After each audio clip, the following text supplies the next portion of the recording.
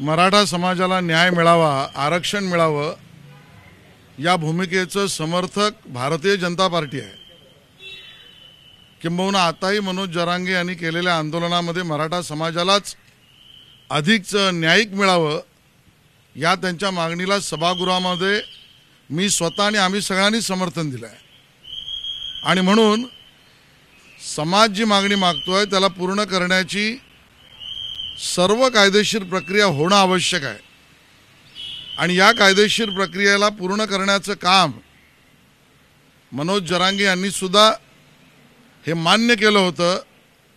त्यावेळेला देवेंद्र फडणवीस मुख्यमंत्री असताना त्यांनीच न्यायिक टिकणारं आरक्षण दिलं आहे।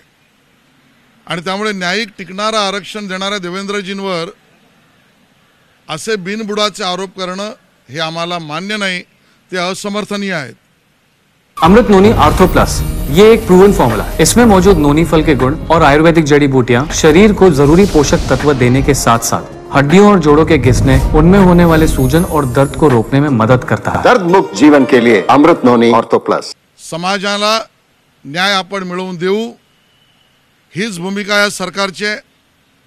माननीय मुख्यमंत्री एकनाथ शिंदेजींनी छत्रपती शिवाजी महाराजांच्या पायाकडे शपथ घेऊन आताच 10% टिकणारं आरक्षण दिलंय। अन्य जे विषय प्रलंबित आहेत ते प्रलंबित विषय सुद्धा चर्चेतनं सुटले जाऊ शकतात, सोडवले पाहिजेत। या सगळ्यामध्ये कुठलाही राजकीय रंग आणणं हे मराठा समाजाला मान्य नाही। मराठा समाज राजकारणाच्या विरहित राहून समाजाला न्याय मिळण्याच्या भूमिकेवरच काम करतोय आणि म्हणून या बाबतीत राजकारण करता कामा नये हीच समाजाची भूमिका आहे। विषप्रयोग करण्याचा सलाईनच्या माध्यमातून विषप्रयोग करण्याचा देवेंद्र फडणवीस यांनी प्रयत्न केलेला आहे असं देखील त्यांनी म्हटलं। आरोप तद्दन बिनबुडाचे आणि खोटे आहेत, याचं समर्थन होऊ शकत नाही। माननीय उपमुख्यमंत्र्यांवर कोणीही बोलताना गांभीर्याने बोललं पाहिजे। देवेंद्रजींचा आजपर्यंतचा राजकीय इतिहास हा कुठेही अद्वा तद्वा गैरपद्धतीने वितुष्ट निर्माण करणारं अशा पद्धतीचं सोडाच ते कधीच केलं नाही। पण संविधान आणि कायदा याच्या पलीकडे ते कधी बोलतच नाहीत आणि म्हणून त्यांच्यावर अशा पद्धतीचे बिनबुडाचे आरोप आम्ही फेटाळतो, त्याचं असमर्थन करतो, किंबहुना त्याचा निषेध करतो। मुंबईकडे येण्याचा अधिकार तर सगळ्यांनाच आहे। जरांगे पाटील यांना मराठा समाजाच्या आमच्या समाजांच्या मागणीच्या चर्चेसाठी यायचं सादर आमंत्रणच आहे। देवेंद्रजी सुद्धा स्वतः मराठा समाजाच्या आरक्षणाच्या भूमिकेत एकदा काय 50 वेळा मराठा समाजाच्या नेत्यांशी चर्चा त्यांनी केल्या आणि यापुढेही करतील। त्यामुळे मराठा समाजाच्या आरक्षणात न्यायिक भूमिका घेणाऱ्या देवेंद्रजींवर राजकीय आरोप करणे टाळावे एवढीच त्यांना आमची विनंती आहे। आज मनोज जरांगे पाटील पूर्ण पत्र देवेंद्र फडणवीस हेच टार्गेट होते, याच्यामध्ये कुठल्या राजकीय पक्ष हात आहे असं मला वाटते का? मुळामध्ये राजकारण राजकीय पक्षांनी खेळावं, राजकीय पक्षांनी हा प्रयत्नच करू नये की अशा पद्धतीने समाजामध्ये वितुष्ट निर्माण होईल। आणि म्हणून या सगळ्यात राजकीय वास येण्याची स्थिती का निर्माण झाली याचा विचार मराठा समाज नक्की करतोय।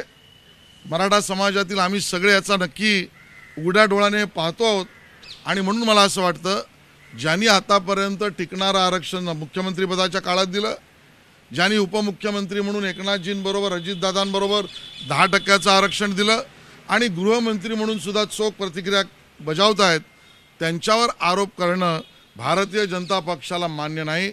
आम्ही ते फेटाळतोय आणि याच्यात राजकारण जर कोणी करू पाहत असेल तर त्याचा राजकीय सामना करायला आम्ही समर्थ आहोत। महाविकास आघाडीच्या नेत्यांनी त्याची चौकशीची मागणी केली। मला वाटतं महाराष्ट्र विकास आघाडीला लगेच अशा पद्धतीच्या आरोपांवर चौकशीची मागणी करणं यातच कुठेतरी राजकारण आहे का हे आता मराठा समाजाला वाटायला लागलं आहे। आणि म्हणून या पद्धतीच्या चौकशांना त्या ठिकाणी उद्धवजी तुमचं, शरद पवार साहेब तुमचं आणि काँग्रेस तुमचं सरकार असताना आम्ही कधी घाबरलो नाही। आता तर घाबरण्याचा प्रश्नच येत नाही. पण विषय तो नाही आहे. विषय महत्त्वाचा आहे की मराठा समाजाला न्याय मिळणं, आरक्षण मिळणं आणि त्याच्या अधिकाराचं मिळणं आणि ते कायदेशीर मिळणं, ते भारतीय जनता पक्षाच्या समर्थनाने आणि प्रामाणिक प्रयत्नाने एकनाथ शिंदेजींच्या आणि अजितदादांबरोबर राहून देवेंद्रजी देतील याच्यावर मराठा समाजाचा पूर्ण भरोसा आहे. आदित्य ठाकरे असं म्हणतात की ज्या पद्धतीने हे आंदोलन उठवायचं होतं त्यासाठी लाठीचार्ज करण्यात आला होता. आदित्यजींना अजून महाराष्ट्रातल्या राजकारणाची संपूर्ण माहितीच नाही आहे. जे वरळीच्या मतदारसंघातील लोकांना ओळखू शकले नाहीत, ते राज्याच्या राजकारणावर आणि तेथे असलेल्या विविध आंदोलनांवर भाष्य करतायत. याला दुधाचे दात न पडता त्या ठिकाणी मोठा घास घेण्याचा त्यांनी प्रयत्न केलाय, एवढंच मी म्हणेन.